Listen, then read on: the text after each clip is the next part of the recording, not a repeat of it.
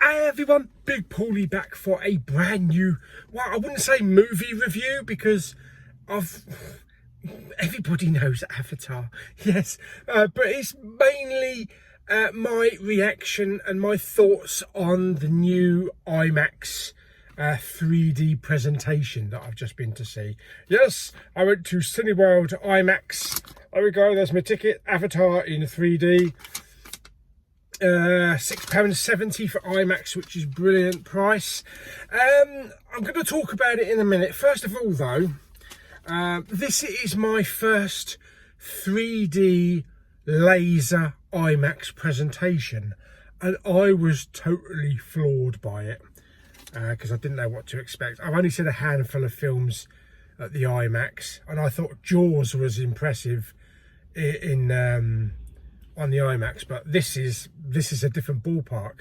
Now, I brought my Real D 3D glasses that you get at the cinema, you know, the standard Real D ones, because I didn't know that you have to have special glasses. So he said, do you have your glasses? I said, yeah, I've got Real D ones. He said, can I have a look at them, because they might not be the right ones. They were not the right ones, so I'm glad that he pointed me to these, which are IMAX 3D glasses, which are completely different glasses to the Real D ones. And because the cinema uses laser technology in the IMAX, they're completely different. And as you can see there, it says IMAX with laser. So yeah, these are actually bigger. These are actually way bigger as well. So they go right over the top of the glasses. So these are actually really good quality, and image quality was absolutely phenomenal, really. But I'm just going to stick these away in the packet there, and then we'll talk a little bit about the film. Now, obviously, Avatar came out in 2009. I would say most of the population of the planet has seen it by now, bar a few people. And it's always perceived to be, oh, it's Smurfs in space, oh, it's Fern Gully. And a lot of people hate on it for no apparent reason. You know, this is from James Cameron, the man that brought us Aliens, the man that brought us Terminator 2 and Titanic. And he's really never done a crap film. Although I hear Piranha 2 is quite crap, but I've yet to see that. But I do own it, so maybe I'll check that one out. And yeah, he's never really done a crap film. The Abyss, True Lies, every single one of James Cameron's films has been a fantastic film. And this film should not get crapped on the way that it does. It is a very enjoyable film. It's a romantic love story. It's an action adventure. You've got the hero, you've got the villain, you know, played by Stephen Lang. And it's fantastical, and it's just kind of a fairy tale as well. Okay, yeah, the aliens look a bit weird, but do we want all aliens to look the same? No, we don't. So yeah, and I'm just going to talk a little bit, first of all, before we get into the picture quality and the sound. I'm going to talk a little bit about when it came out in 2009, because in 2009, myself, Mama Bowman and Papa Bowman were actually due to go and see it in IMAX in London. I'm not sure if it was the BFI at Waterloo, or it could have been near the O2 Arena. But we were planning to go up there. Unfortunately, Mama Bowman had to go to hospital.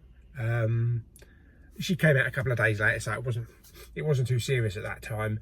But Dad took her up there, and all I was going to be doing was sitting around, so I decided to come and see it here. at Ashford Cinema. Yes, this is way before what it looks like now, you know, with the 4DX, the Screen X, the IMAX. It was a relatively new cinema.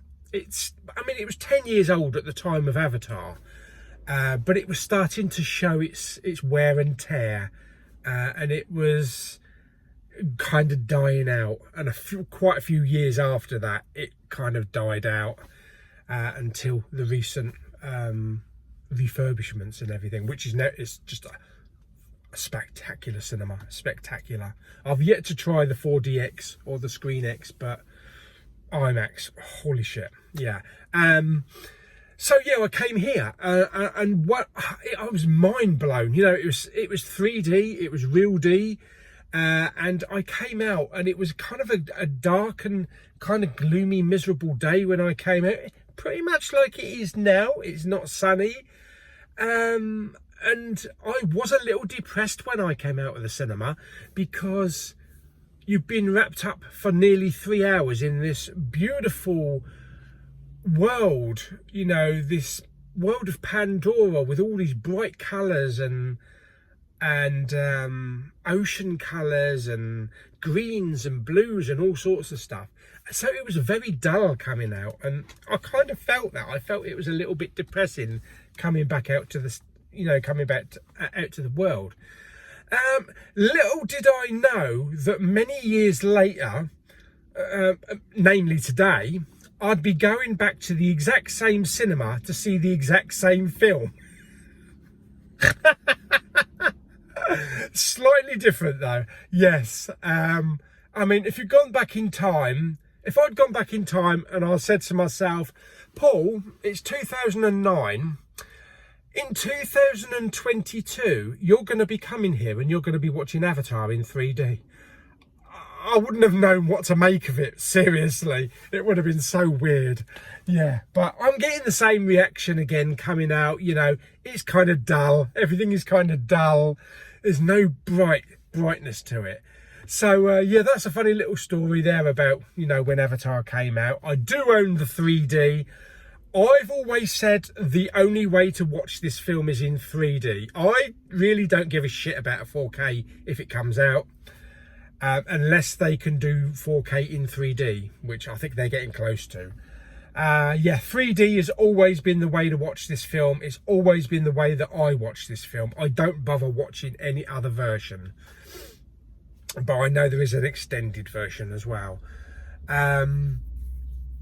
Picture quality. Now, because this is a laser IMAX screen, you don't get the usual darker colours, you know, because sometimes people complain that the 3D was dark, was muted. This was absolutely stunning. It was bright. You could see absolutely everything. It was a feast to the eyes. It seriously was. And I don't know if that's to do with being a laser projection, you know, a laser 3D projection. Because I think maybe if I'd seen it at view in just the standard Real D, it might have been a bit muted on the colours. It still would have been bright and everything, but this was fantastic. What else I was going to say? Oh yeah, through the film, towards the beginning of the film, when Jake goes out with Sigourney Weaver's character, I can't remember, and they go out into the jungle, and then Jake gets stuck there in the jungle, and he's hunted by those dog-like creatures, and Natiri, you know, comes to his aid. For that moment, for about 10 or 15 minutes, it was high frame rate HFR, what they used in The Hobbit. And also at the end, after the end battle, it went to high frame rate. You could tell it's high frame rate because it is pin crystal clear. It's like you could just reach in and grab whatever's in the screen. Plus also it has a kind of like a very unnatural move. You know, it moves unnaturally rather than, you know, a standard like 24 frames per second, you know, projection or anything like that. You get the same thing with like Gemini Man, you know, which with the 60 frames per second. So it's kind of an unnatural movement, but it looks absolutely stunning. And I didn't really like the high frame rate when I went to see The Hobbit. I thought it was very unnatural and very soap opera like. But this really works with these colours and this world. It just brings it to life even more. So yeah, I was really pleasantly surprised by how bright it was at night. Not saturated, but all the little colours here and there and the flames and everything was absolutely popping. And of course the 3D is fantastic, absolutely fantastic. This is probably the best 3D now I have ever seen in the cinema. Even way better than the 3D of Avatar I saw in the cinema in 2009. It just comes to life and brings everything to life with it. About the film itself, I mean, there were still a few instances where I was absolutely gobsmacked with the 3D. The scene later on in the film when they blow the tree up and Jake wakes up and there's like dust everywhere and ash, and he's walking and there's just dust and ash just falling everywhere, and it looks like it's coming out of the screen and falling down around you. That was spectacular. But there is still one scene at the beginning when they blow the tree up, or attempt to blow the tree up, and they fire those canisters, and there's one like gas canister that hits the ground and kind of like flies at you towards the screen. Every single time I flinch, I did it again. It bounced on the floor and I went, because I thought it was going to hit me.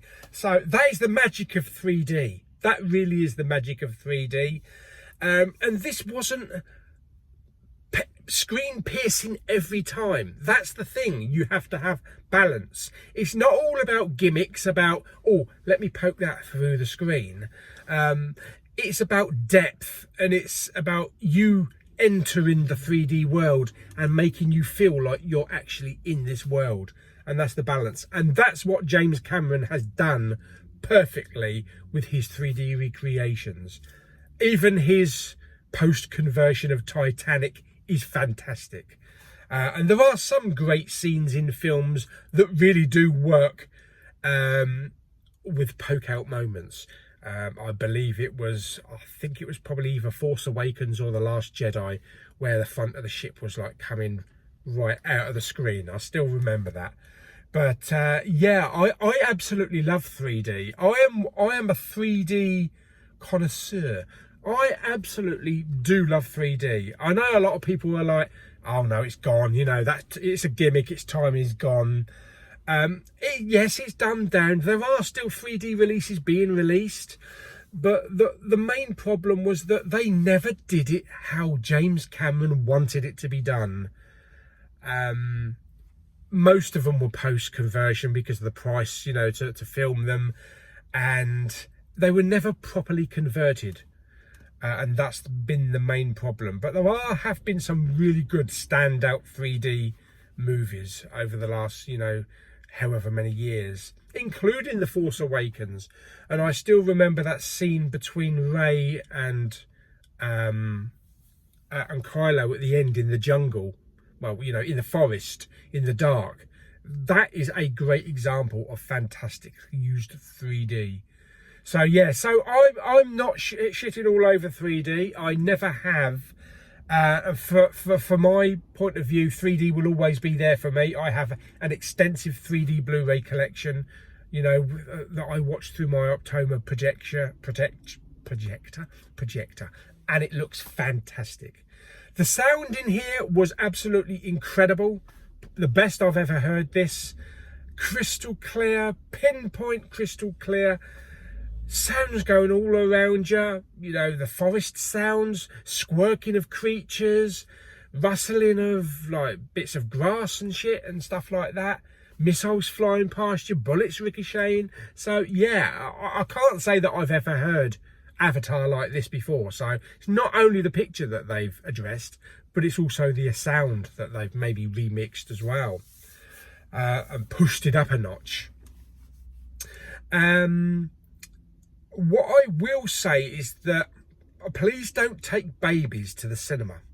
During the quiet moments, I heard a baby crying, probably 1 or 2 years old, right over on the side there.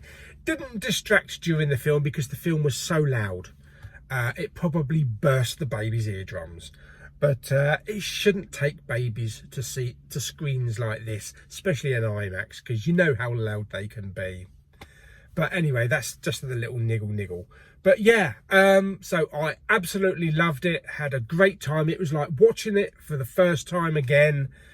Now, as for the new stuff, now they did show a scene. It lasted about 5 minutes after the credits went up. Well, mid-credit scene. I believe they're showing different scenes at different cinemas or with different rollouts of the film. What I got looked unbelievable. It looked absolutely phenomenal. Probably in high frame rate again because it had that clarity and unusual movement. And this was all about this sea creature and this young Navi kid who maybe is Jake and Natiri's son. We don't know. And he was trying to nurse it back to health after it had been like harpooned with some kind of weird massive metal arrow, and there was lots of swimming underwater. It looked fantastic. The water, holy crap, the water in 3D in IMAX, wow. And the reactions on, you know, on the body, how the body reacted, and how hair and things and fabrics reacted. Oh my god, even reflections on this creature with the water and the sun shining off it, and it looked absolutely phenomenal. So it's gonna be a great looking film. It does have a bit of heart in that 5 minutes. It was a little emotional as well.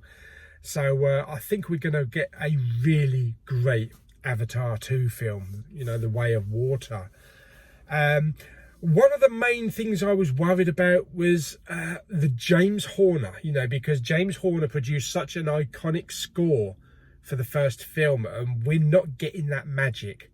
And it was a little upsetting knowing that we're not going to get that type of music and that signature theme. You know, he has these certain tones that he has.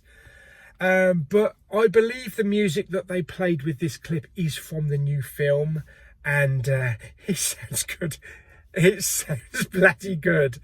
It's like sweeping epic music. I'm sure I did hear kind of like a James Horner influence in there somewhere, but I think I can safely say that I'm going to enjoy the score to the new film. So yeah. Talking of going back to 2009 before I turn the video off, I actually dug out my calendar this morning because from 1982, Papa Bowman has written down every day on a calendar to this day, everything that happens, you know, whether we go to the hospital, go to the cinema, I have a puncture in the tyre, it's raining, it's snowing, it's sunny, what the temperature. Every single day since 1982, we've got a stack of calendars like this. I'm going to put a little video over the top because I went back to 2009 and looked at December, and there it was, December the 17th, 2009, Avatar in Ashford. There you go. So yes, Dad has always done that. It does help. I know it might feel like a bit weird from some people's point of view, but if you ask me what was the weather on April the 3rd, 1986, I could tell you exactly what the weather was here in Kent, especially in Dover, and what we did.